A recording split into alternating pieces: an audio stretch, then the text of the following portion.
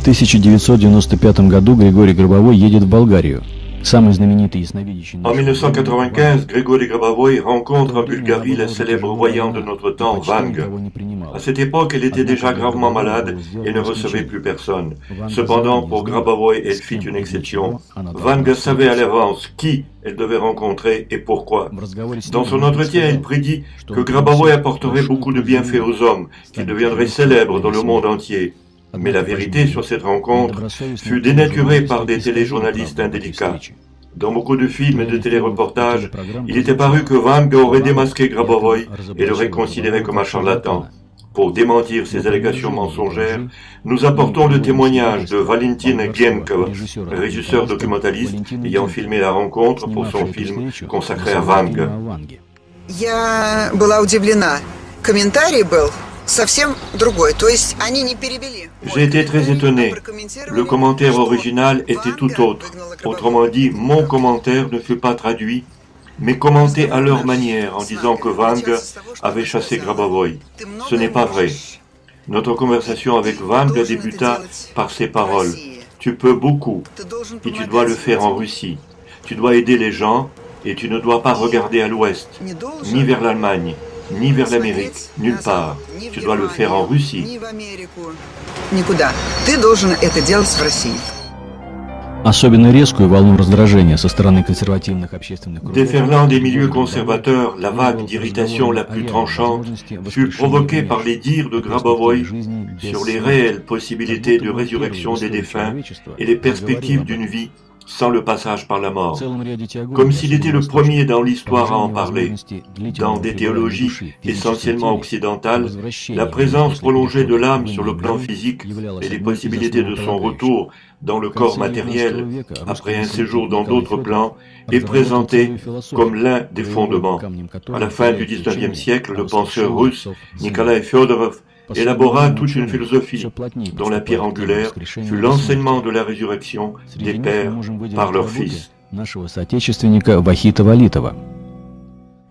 Actuellement, les savants abordent de manière de plus en plus directe le thème de la résurrection et de l'immortalité. Parmi eux, on peut citer notre compatriote Vakhita Valitov. Valitov met en évidence que dans l'équilibre des processus réversibles, le temps peut se transformer en masse et énergie, et ensuite donner lieu à un processus inverse. Il en résulte, d'après Valitov, que la résurrection des morts dont parlent tous les textes sacrés est tout à fait possible. Avant Grigori Grabovoy, on parlait de la résurrection comme de quelque chose d'improbable, en tous les cas de possible uniquement dans un avenir lointain. La mort a toujours été considérée comme un élément incontournable de l'existence. Grigori Grabovoy fut le premier à affirmer que la mort n'est pas un événement naturel. Le Créateur est éternel. Il crée uniquement ce qui est éternel, c'est-à-dire ce qui est à son tour créateur.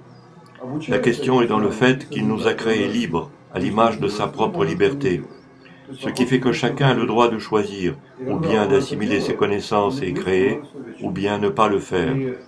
La question est dans le libre choix de chacun. Lorsque l'on choisit la création, la vie devient éternelle. Lorsque nous adoptons une telle qualité de conscience, nous devenons éternels. Скрытое раздражение ортодоксальных клерикалов, а также части властных структур. L'irritation insidieuse du monde clérical orthodoxe, de même que celui de certaines structures du pouvoir, ont manigancé l'une des plus ignobles et perfides machinations journalistiques lancé par le journal Les Izvestia et repris en masse par la grande presse. Il fut relaté que Grabovoy a promis de ressusciter pour le 15 octobre 2005 les enfants péris à Beslan. On a accusé Grabovoy de sacrilège et d'avoir voulu s'enrichir sur le dos de cette tragédie.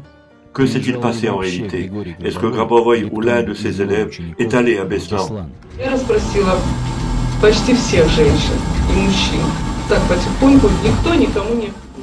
J'ai interrogé presque toutes les femmes et les hommes. Personne ne s'était adressé à eux et personne n'est venu les voir. Il n'y a pas eu d'homme à Beslan qui aurait, comme ils disent, offert ses services pour ressusciter les enfants. Personne n'a parlé de l'enseignement de Grigori Petrovitch. Il y a eu juste des journalistes qui sont venus poser des questions et monter un reportage. Nous avons décidé, s'ils lui ont déclaré la guerre, nous pensons à Grigori Petrovitch. Nous n'allons pas les écouter, mais écouter seulement notre cœur et notre âme.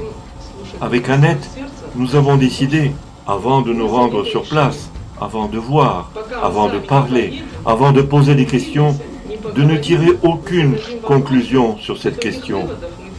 Après la mort de nos enfants, je disais et je le dis à tous les journalistes, je voyais mon fils en rêve.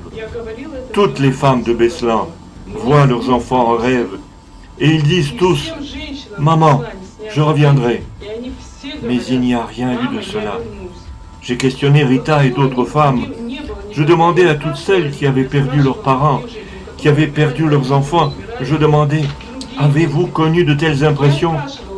Elles répondaient toutes « Non ». Vous comprenez, personne ne peut objecter que quelque chose peut se produire. Qui vivra verra. Что-то может быть. Ну, не надо, давайте поживем. Давайте поживем и дождемся.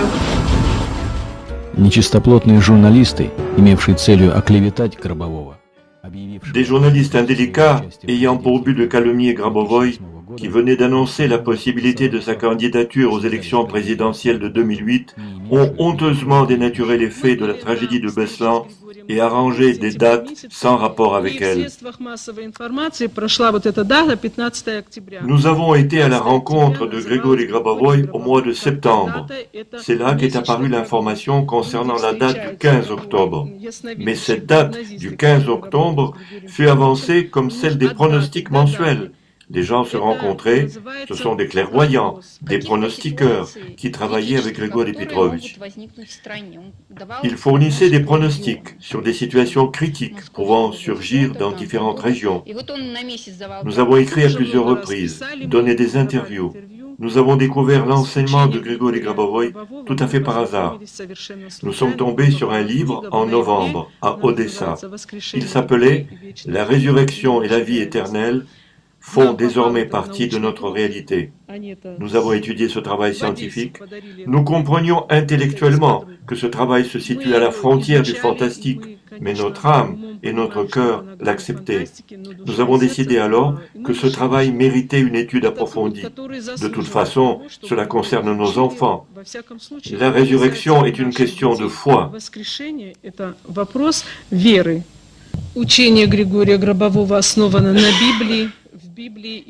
L'enseignement de Grigory Grabovoy se fonde sur la Bible.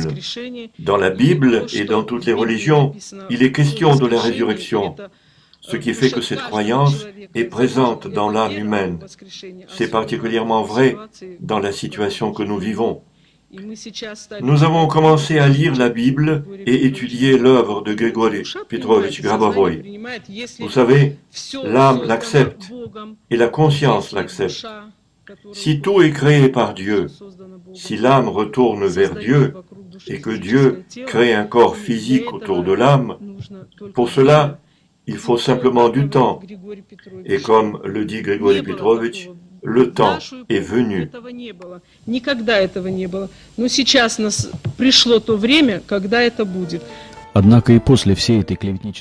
Même après la campagne de calomnie concernant Beslan, les persécutions contre Grabovoy ne s'arrêtèrent pas. Le bruit courut qu'il prenait 39 100 roubles pour une consultation, qu'il promet une résurrection rapide des proches. Des insinuations salaces se déversèrent également sur la vie personnelle de Grigory Petrovitch. Sur le canal NTV, on montra une dame exaltée qui se faisait modestement appeler l'impératrice de l'univers. On affirma qu'elle était l'épouse de Grabovoy.